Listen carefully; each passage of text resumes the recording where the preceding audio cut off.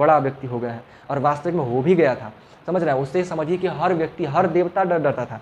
जो 9 जो ग्रह होता है ना, शनि भगवान, शनि का प्रकोप से सब डरता है, देवता लोग डरता है। राम जी का भी जन्म हुआ शनि के प्रभाव से। रावण शनि देव को बंदी बना के रखा हुआ था, पैरवा के नीचे दबा के रखता था। जब पूरी बैठता था ना तो दबा के रहता था। रावण जब चलता था ना तो पृथ्वी कांपता था, ऐसा उसका वेग था। जब चिल्लाता था ना तो पूरा ब्रह्मांड में गूंजता था आवाज़ रावण का। इस भयंकर का राक्षस था वो, कोई नॉर्मल आप सामान्य मत समझिए, बहुत भयंकर लेवल का। जो अपने शरीर को एकदम विशाल समझिए कि पृथ्वी से भी कई गुना अपने शरीर को बना सकता हो, उसका मुंडी काट दीजिए मरेगा नहीं, इस लेवल का उसके पास शक्ति था रावण के पास। एक आम व्यक्ति उसको देख के भयभीत होता था, उसका नाम सुन के कांपता था। ये रावण था वो, है ना। आज सुने गाना आता है दशहरा रावण हो मैं करके, वो है ना, सच में वो वैसा इंसान था। रावण कोई सामान्य व्यक्ति नहीं था, बहुत ताकतवर था, बहुत पावरफुल।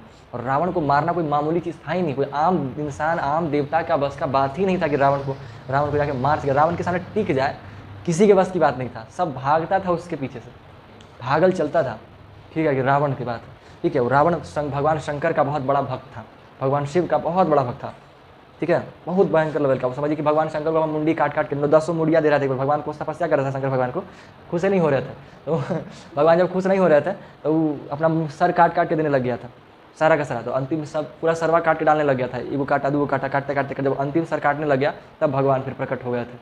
ठीक है, एक बार और इसी तपस्या कर रहा था, भगवान नहीं आ रहे थे, कैलाश पर्वत उठा लिया था। पूरा कैलाश पर्वत को उठा ली थी तो भगवान शंकर बैठे हुए हैं, समझ रहे हैं। पूरा दुनिया का भार लेके जो इंसान बैठा हुआ है, भगवान शंकर कोई मामूली व्यक्ति हैं, महादेव हैं, देवों के देव महादेव। उनका कैलाश पर्वत, भगवान शंकर सहित उनका कैलाश पर्वत उठा लिया। समझ रहे हैं उसका शक्ति का कल्पना कर रहे हैं, किस लेवल का व्यक्ति था वो। वैसा राक्षस कोई हुआ ही नहीं है अभी तक, रावण के जैसा राक्षस कोई था ही नहीं। हर राक्षसों का अपना अपना गुण है, क्वालिटी है, लेकिन रावण सबसे हटके है, सबसे हटके। क्योंकि उसका व्यक्तित्व ऐसा है ना। रावण बोलता था कि रावण मर सकता है, मिट सकता है, लेकिन कभी झुक नहीं सकता है।